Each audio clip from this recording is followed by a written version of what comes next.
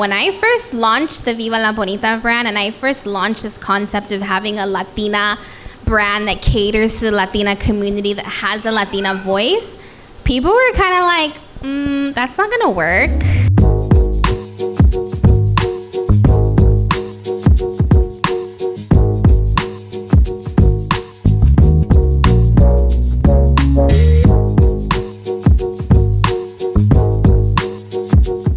Let's welcome Rachel to the stage.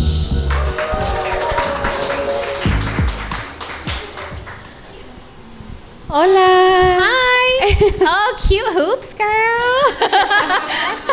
Everybody's representing. I know, how cute. I don't think so. You can sit, yeah. Yeah, the front is open.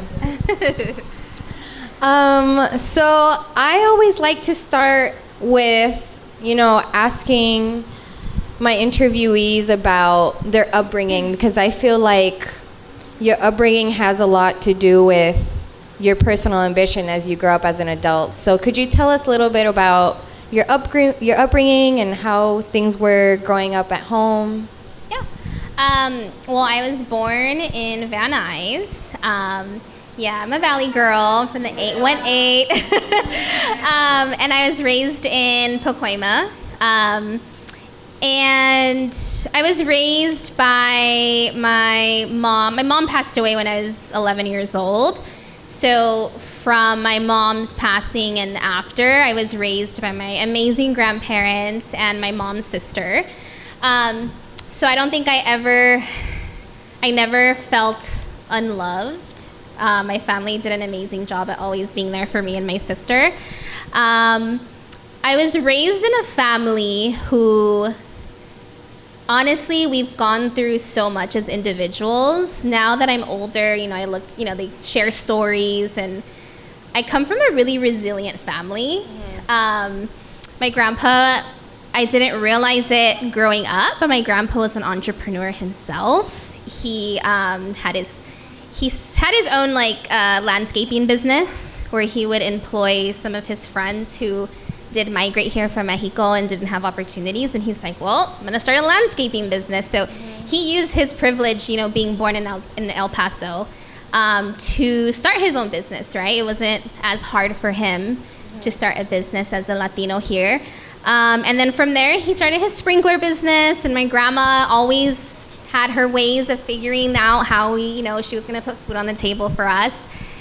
She's an extremely hard worker, so I feel like I've been raised in a very hard-working family.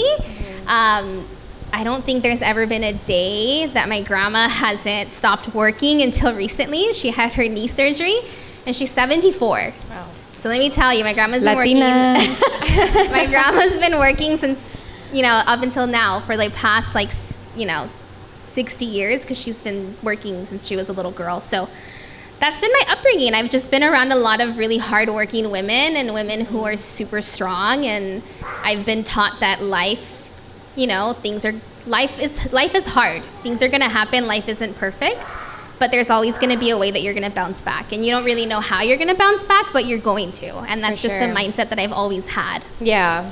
Has there been a really pivotal moment for you where that really stuck in your mind, where it was a hard time and you weren't sure if you're going to bounce back, and then you did, and you're like, yep, this is the motto?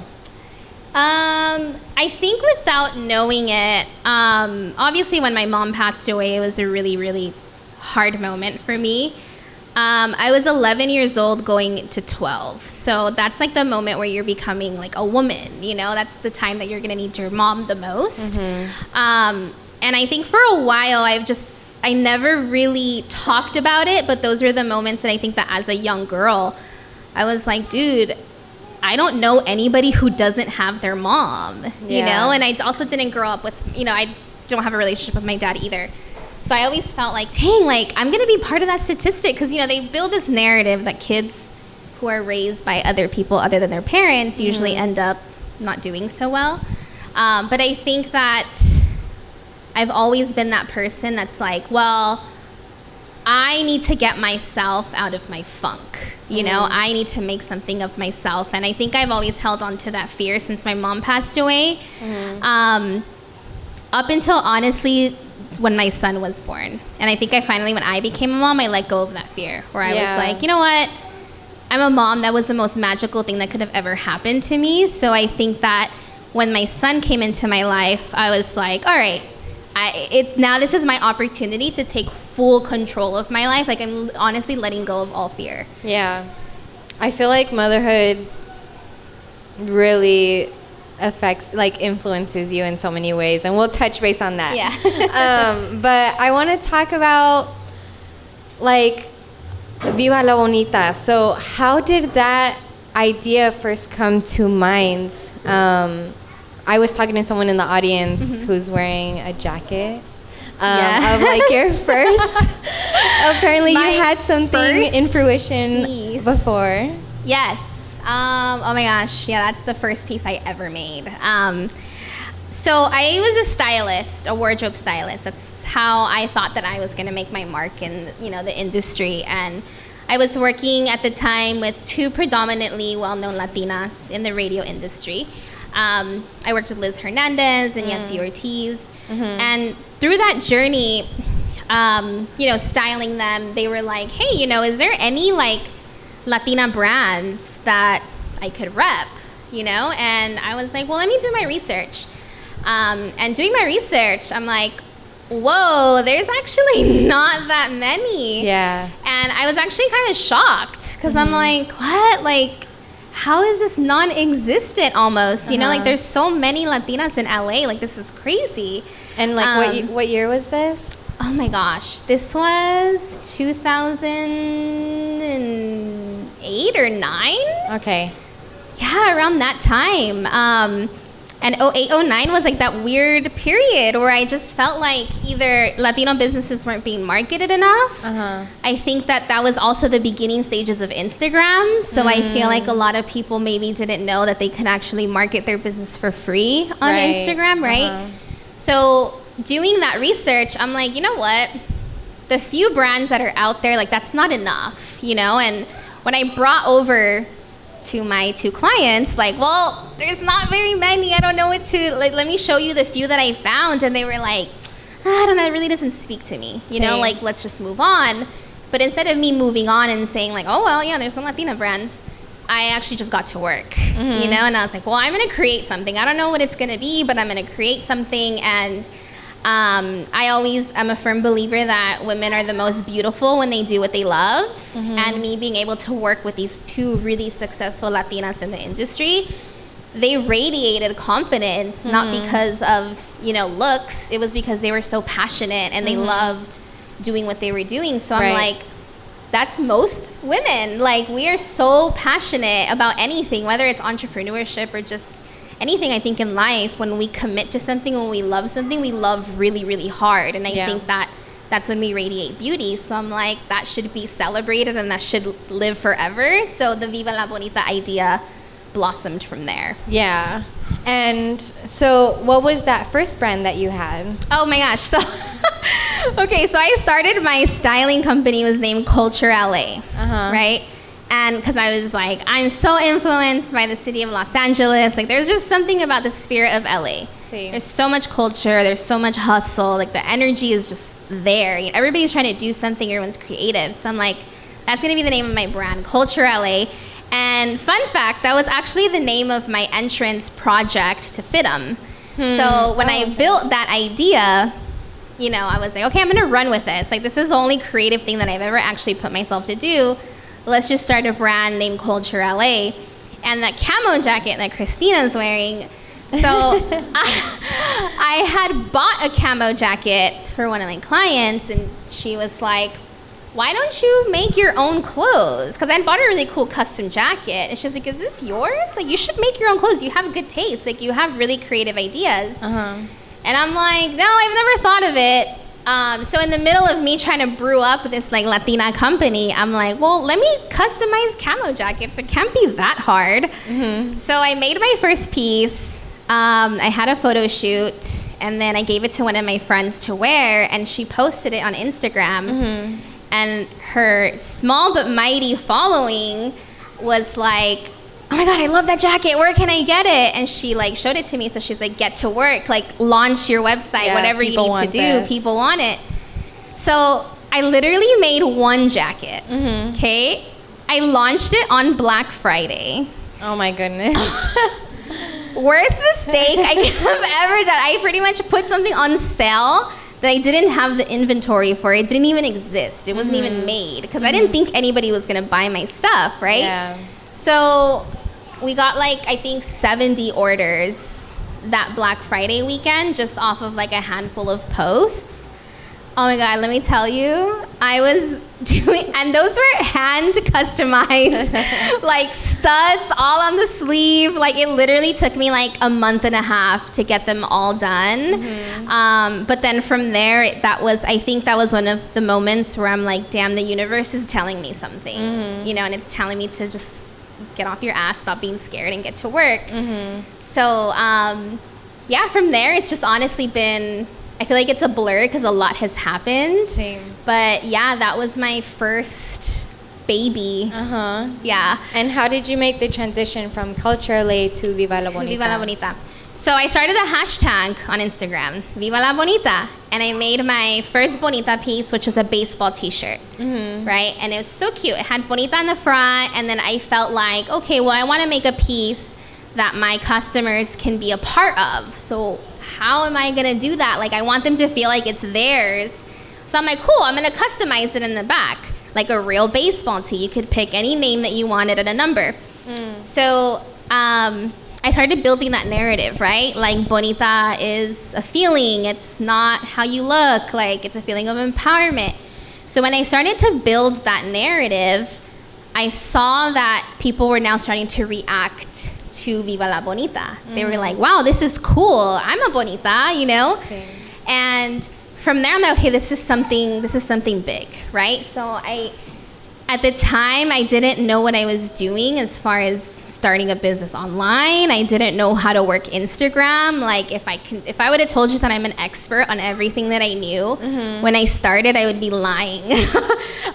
So it wasn't until like, honestly, a year and a half later where I was pumping this whole Viva La Bonita brand under Culture LA. I'm like, oh, it's a brand under Culture LA. And I felt like a lot of people were confused. So me and my fiance were like, we need to buy the Viva La Bonita Instagram name off of someone because somebody had it, right?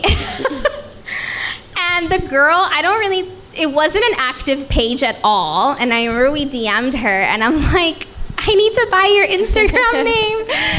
And I think she was a little confused at first. And then she's like, no, well, I want to keep it. So I'm like, well, I will give you this much. Like I counted her with like a number. Right away, changed her mind. Whatever long speech she gave me about her starting her brand, she's like, okay, I'll sell it to you. So that was honestly probably, if somebody ever asked me what was your first major investment in your business, I would honestly say it was the Instagram name. And I remember like sending her the money and I was so sad because I was so scared of investing that money. And I think like as a Latina, unfortunately, like in our Latino community, we're taught to not spend your money, like keep it, play it safe. Like when I was telling my grandma, like even now when I talk to her about investing, you could tell she still gets so nervous, you know? Yeah. But I think that's something that I've learned along the way, like investing in something good that's gonna really elevate your business is not a bad thing to do. But yeah, that's how we made the transition. And honestly, it was the best thing ever. Because now when girls are scrolling on their Instagram and they're like, Viva La Bonita posted, what? Like it was so cool. And I think everything just came together. But it's so funny that I literally I didn't own the website or the Instagram and I was pushing Viva La Bonita for like a year and a half. It was crazy. Yeah, I feel like that actually like kind of is more normal than people think when they're first starting like a brand. And at the time, what were you doing while you were like pushing Viva La Bonita? Were you still working like a retail job? Yes, I've been working in retail. Well, I was working in retail. I had a retail background of like 13 years. I started off as a sales associate, and then I just worked my way up into management. Eventually, I was like district manager, regional manager. Like I went up the ladder. And it was the best thing ever because working in retail taught me everything that you need to know about running a business, branding. I had no idea what branding was, you know, and it's so crazy how like companies build a voice, right, for their brands, and like that voice is what's telling the story to you guys. And I worked retail for probably like 7 years and doing Viva La Bonita. It was a lot, you know, and that's one thing that I think a lot of people don't share that side of things too much, where it's like, no, girl, don't quit your job. Like, what do you mean? No, you're going to have to work until like you can actually quit your job. And you're going to know, you know, I can't tell you when is the right time to quit your job. But I mean, I didn't quit my job until it became like a real functioning company where it finally, I was, you know, able to give it like my full 150% of me. Yeah, but I didn't quit my job until 2 years ago. So that should tell you a lot. Yeah, because the brand has been pretty like impactful, I think, on Instagram for like 4 years. And like 2 of those I was working full time. Wow. And working retail, girl, that's not 40 hours. That's like 50 hours, like 60 at times. And you know, you're tired. I would come home like at midnight and I would just get to work on the brand because I wanted it so bad. So when was it for you where, like, how was that transition for you where you were like, you know what, like, I think I'm at that point now where Viva can sustain itself and sustain me. Like, I think I'm going to quit my job now. Yeah. It wasn't until I never had those thoughts of quitting my job until I went on maternity leave. And I remember saying bye to my coworkers, and they're like, okay, girl, see you in 2 months. And I'm like, in my head, I'm like, no, I'm not coming back. But I'm like, yeah, I'll see you guys. And it wasn't until that drive home where I was like, okay, I need to really figure this out because I'm about to have a baby. And like, I can't even imagine, like, he wasn't even here yet. And I was like, I can't even imagine leaving my child. So I think I had more of like a motherly epiphany. But I remember my maternity leave was about to be over.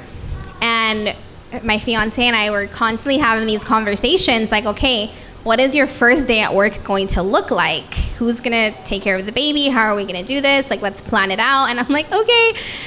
And as we were having these conversations, there literally was just like this gut feeling inside of me that was like, no, you're planning for the wrong things. Start planning on how you're going to really make this business work. Because it's kind of working right now, but it's not working to its full potential. And then every time, I'm a very superstitious person. Every time we were having these conversations, I would get like one sale. And I'm like, okay. And then I would I'm not gonna lie to you guys, we were getting like one sale a day. And I'm like, no, that was like that's a pack of diapers. We're gonna make it. Like, this is good. And then it wasn't until those moments where I'm like, me and Fredo, my fiance, I think we're staying up like 24 hours, honestly, trying to really figure out Facebook marketing. Like, I heard Facebook marketing is supposed to help your business. So that was the moment where I'm like, damn, like, if I'm willing to like sacrifice everything, like, I know that I'm ready to do this full time. Because when you start a business, like, you're sacrificing a lot. Like, you're literally taking this leap of faith where you're like, I don't know what the hell is gonna happen, but I know it's going to be amazing. So when I was able to have that conversation, I think, with myself and focus on my work, that's when I knew, like, okay, I'm ready. Yeah. So, like, while all this was happening and you were working with Viva on the side, were you just like, oh, it's going steadily, like, it's managing itself, and then when the whole maternity thing happened, that's when you were like, okay, but really, how are we going to make this a legitimate business where it's running itself? Yeah, I mean, I obviously prepared as much as I could, so I had savings, right? And I think that's another topic that people don't touch base on, which I'm glad we're touching base on this. Before you're gonna quit your job, whether it is to pursue another career or pursue your business that you want to start, you need to prepare. You know, as much as you want to say like, oh, spur of the moment, I started this business and now I'm successful. Because I feel like that's a lot of the stories people give you. Yeah. But then you're like, okay, but real life, how am I going to pay my bills? You know? Yeah. And I did some preparation in saving some money to buy myself some time, right? But then, you know, I think that little bit of money that I had saved, I'm like, okay, this is only going to get me this far, right? Like, it's only buying me like a year. So if this doesn't happen within a year, then I'm going to have to go back to work. Yeah. But what really, really helped our brand is we continuously, I think, put ourselves in uncomfortable situations. You know, like vending, right? That's a great way of getting your business out there. Go to like these events like Smorgasburg, right? Yeah. Reach out to people who you see that are writers on, you know, for blogs, because these blogs, especially if you're within the Latina world, these blogs that write Latina content are so powerful. Right. You know, and another thing that I really saw happen for us was when we got featured on I think it was called vivala.com or Hey Viva La. And they're like this Latina publication out of Chicago or New York, actually. The writers are in Chicago.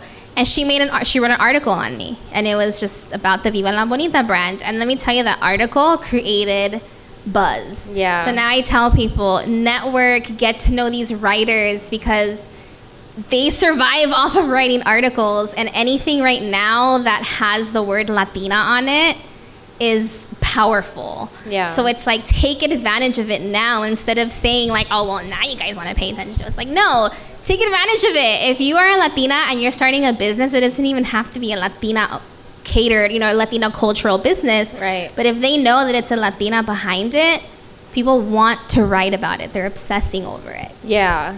And I feel like that's a good segue to thinking about, like, you know, when you first start a business, there's so many different aspects to it, and like getting exposure, being your own PR person, and like promoting yourself is like a whole job on its own. So this whole time, have you been pretty much managing it all on your own? Yeah, it's been me and my fiance who have been doing like all like that PR work and business managing and just anything about business. And it's the family ran operation. My sister helps me daily on the operational side.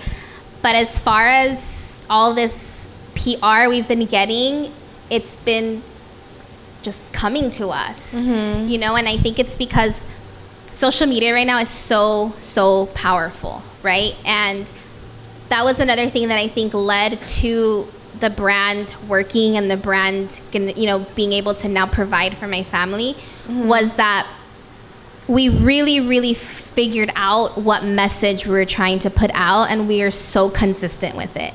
We figured out our voice, which is super important. Which is so important. And those are the things, that's like the magic, right? Like that you don't really know why brands work until you actually make it work. And I'm like, damn, that's exactly what it is. Like, so if there's any advice that I can give to anyone, it's you have to know your voice, right? And it's okay to not look like everybody else, because that's the whole point of this, you know? So we never sat there and took from another brand, right? Or we never sat there and created this narrative that was trendy, because we're like, no, what are we bringing to the table? You know, how am I gonna change and break the cycle of the Latina community? And when we figured that out, we were able to create really powerful content for our social media. Yeah. And we were consistent. Like my days off, my evenings off, we were shooting photos. Like I never took a break, honestly, for a year. I want to say like a good year and a half. I was working every single day on this brand. Yeah. And even through my pregnancy, I remember my last photo shoot happened like a week before my son was born, and I was dying. I was like, it's the middle of the summer, I'm dying, it's hot. But I think those moments, you know, also, I'm a firm believer in the universe, and when the universe sees that you want this so bad that you're just putting in those extra hours, I don't know what it is, but magic it's gonna help you happens. Out, for sure. Like the genuine intention, like really goes a long way. Yeah. And the hard work, going with the For sure. histes. Yeah. But speaking on creating something that's really unique and really different, did you ever feel at the beginning where like people aren't getting my message, or like you felt like you were so different that no one was really, it was hard to gain following, it was hard to like prove yourself? Yeah. In the beginning, when I first launched Viva La Bonita, like I said, there wasn't a lot of Latina brands out there, right? And I say this in the most respectful way, but I think when I started the brand, it wasn't cool to be like Latina, and it wasn't cool to like be overly expressive of how proud how proud you are of your culture until recently. So I feel like I can be honest with you guys and say that when I first launched the Viva La Bonita brand, and I first launched this concept of having a Latina brand that caters to the Latina community, that has a Latina voice, people were kind of like, that's not gonna work. Like, what? You know?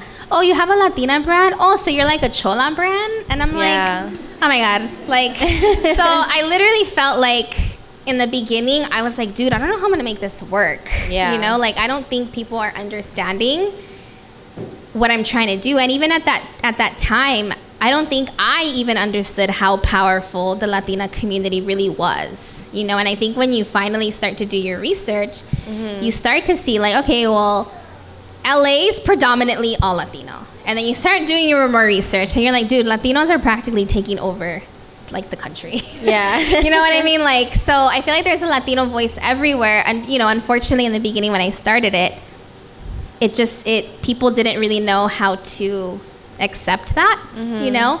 But I think now we're starting to see a lot more of it, and I'm not mad at it. Like, I think that it's beautiful, and I think that I'm really glad that maybe I'm part of the small percent that stuck with it, so that we can continue to open doors for the people who want to do it now. Yeah, for sure. Yeah. I'm sure you've inspired so many women too, so many Latinas.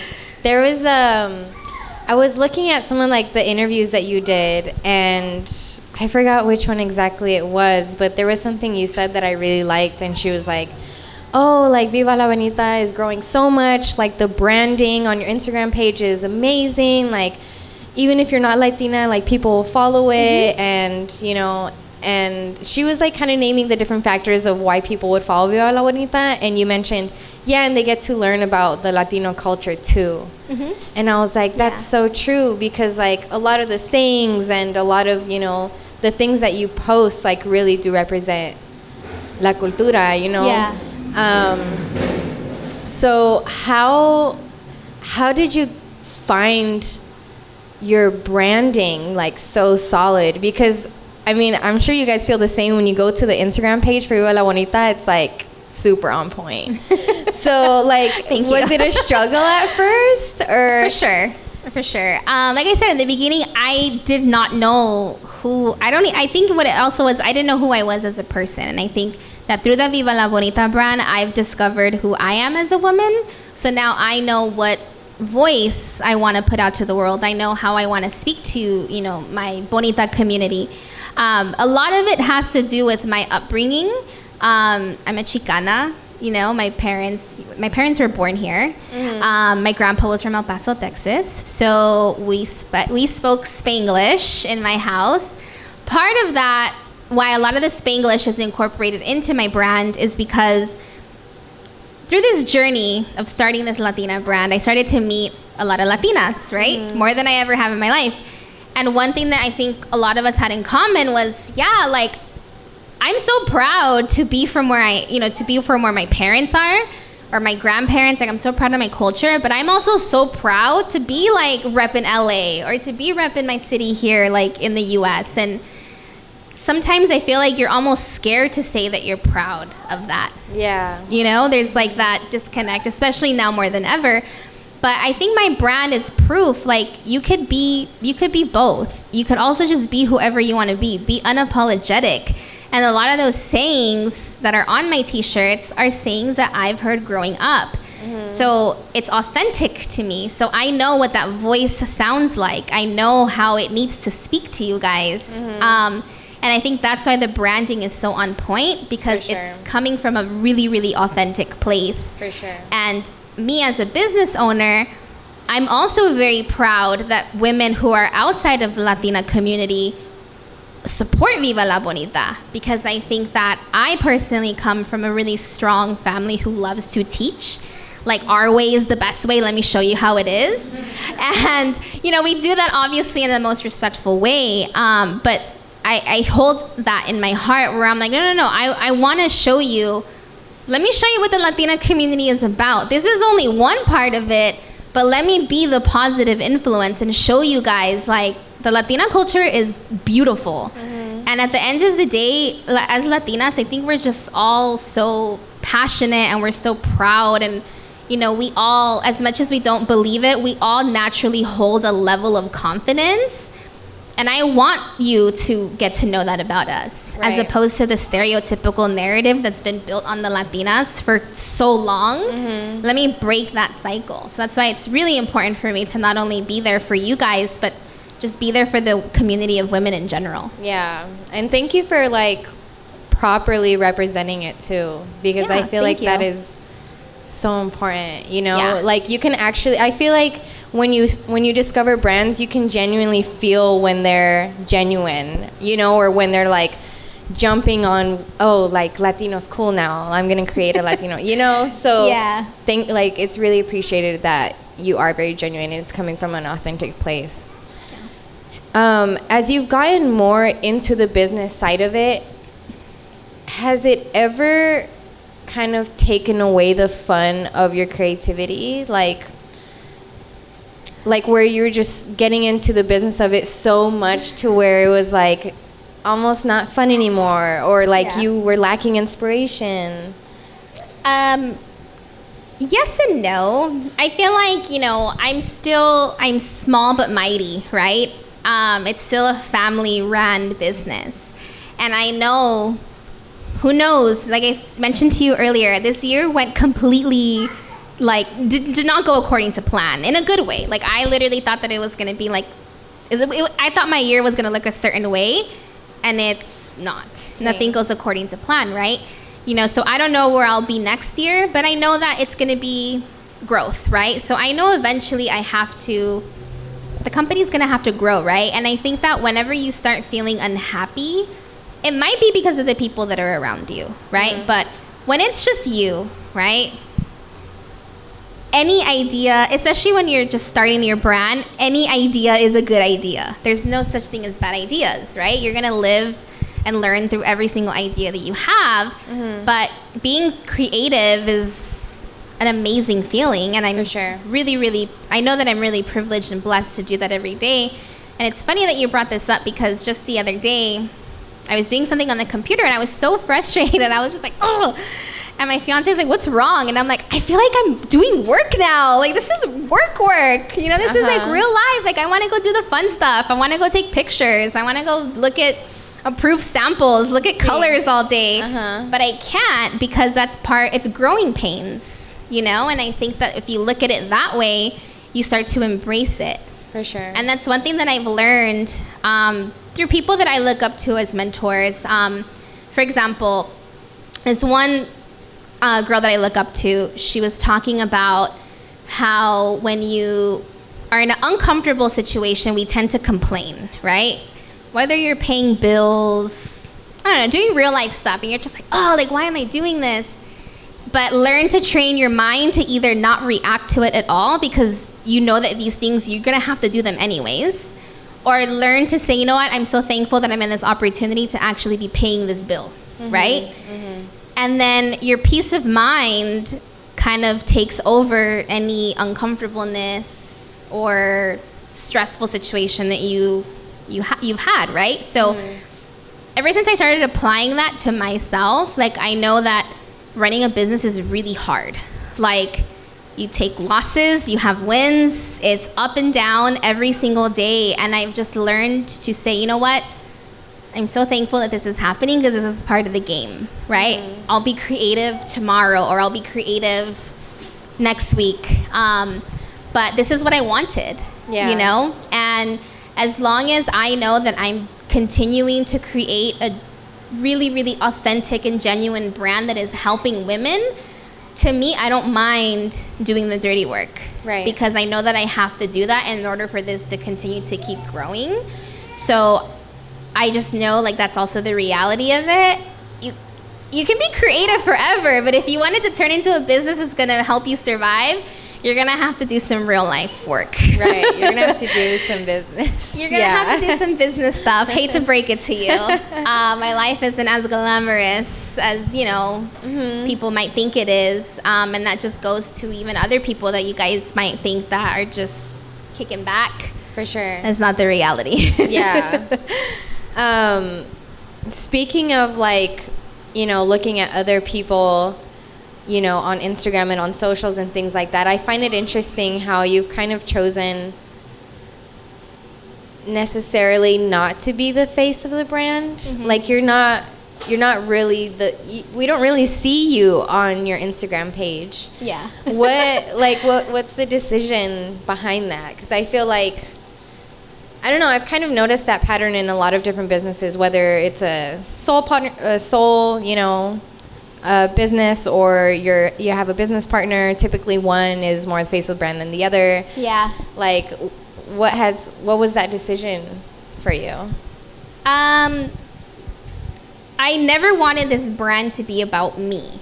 My brand wasn't going to be about just one type of woman, right? It was going to be this brand on the feeling of empowerment and the lifestyle of bonita, right? Mm-hmm. Like, I think any woman is considered a bonita, right? Mm-hmm. So I wanted this brand to be really lifestyle driven. Like, I wanted you to go onto the Instagram and not necessarily see me plastered all over it or talking about me. Like, these are my wins. No, my brand has always been about you guys, right? The community.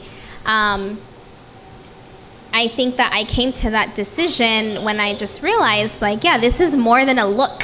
Yeah. I'm not creating a brand that's based off of the idea of a girl, like one girl, right? Yeah. It's a feeling of empowerment.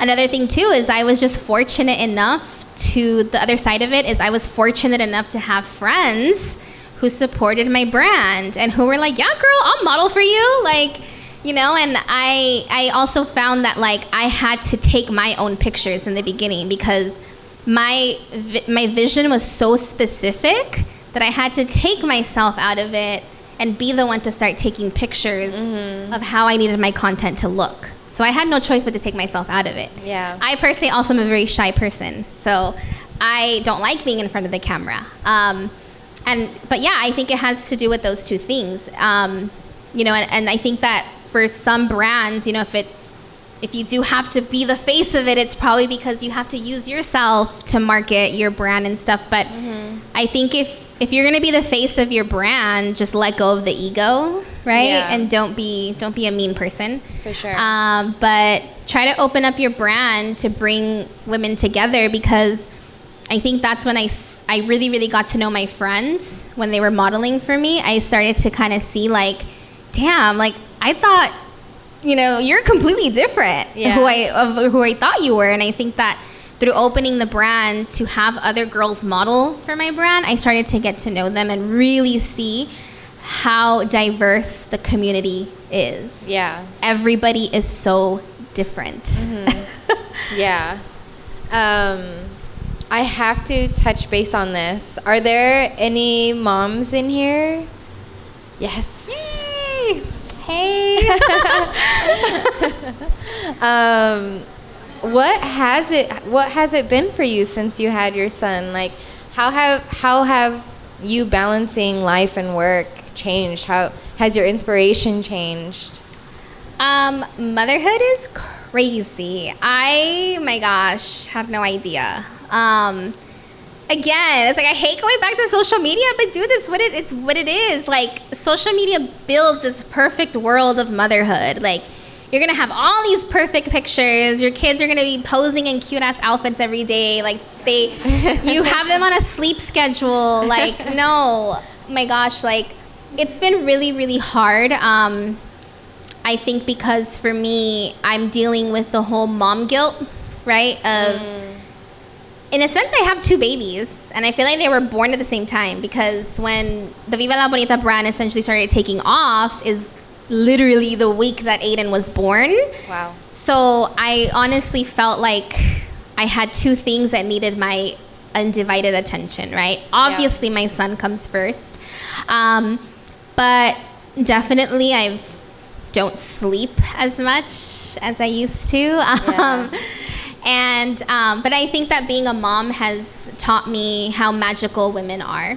Mm-hmm. And I think that now I have somebody, aside from the community of like the bonitas that I truly like love so much, but I have somebody who is dependent on me, right? Mm-hmm. So I feel like that has made me into the most fearless person. Like anything that like life throws at me now, I'm like, I had a baby. Yeah. I got it. There's nothing I can't handle. See? So I think it's definitely made me a very, very like just driven and like this beautiful monster of a person. Yeah, newfound motivation. Yeah, and for sure. Everything. Ain't no hood like motherhood. Yes. Yeah. So I mean that quote, I mean I've seen it everywhere, and I honestly wanted to make an ode to that because it really is. Like meeting people who are now moms, and then also I still have a handful of friends who aren't moms, and they'll talk to me about like a lot of things going on, and I'm like, girl, wait till you become a mom, because you're complaining about homework. Watch when you have a kid. Yeah. So yeah, there really ain't no hood like motherhood. Yeah. I have to leave time for Q&A for you guys, because I want you guys to be able to ask your questions too. So I want to end my conversation with you with, if you could share some advice for anyone that's in this room who wants to start their own brand, mm-hmm. whether it's clothing or not, what advice would you give to them? Oh my gosh, I have so much. My advice would be, if you are starting anything, authenticity is the number one thing. Know why you're doing it, who you're doing it for, whether it's honestly yourself or your family, or if you see that there's a cycle that needs to be broken, just know what that is and mm-hmm. stick to it. Don't compare yourself to other brands on Instagram or social media, because I know right now there's a surge of so many businesses. Like I said, I'm not mad at it, but don't compare your story to somebody else's, or, well, my brand doesn't look like their brand. Don't do that. Don't copy and paste, because that's, you can't copy and paste magic. So remain authentic, be unique. If you have something that's not already out there, that's the whole point. Mm-hmm. Do it. It's a good idea. And also do the most with the least. Figure it out. I literally have taken 80% of my content on my iPhone, and it is possible. So if somebody tells you, oh, you can't take pictures on your iPhone, or you can, because use me as proof. I did it. And yeah, like I said, do the most with the least. Just get to know people, and honestly, you will realize how helpful this community of Latinas is. And somebody is always willing to give a helping hand. So don't be afraid to put yourself in uncomfortable situations. Yeah. Thank you so much. Mm-hmm, of course. Can we give her a round of applause? Yay!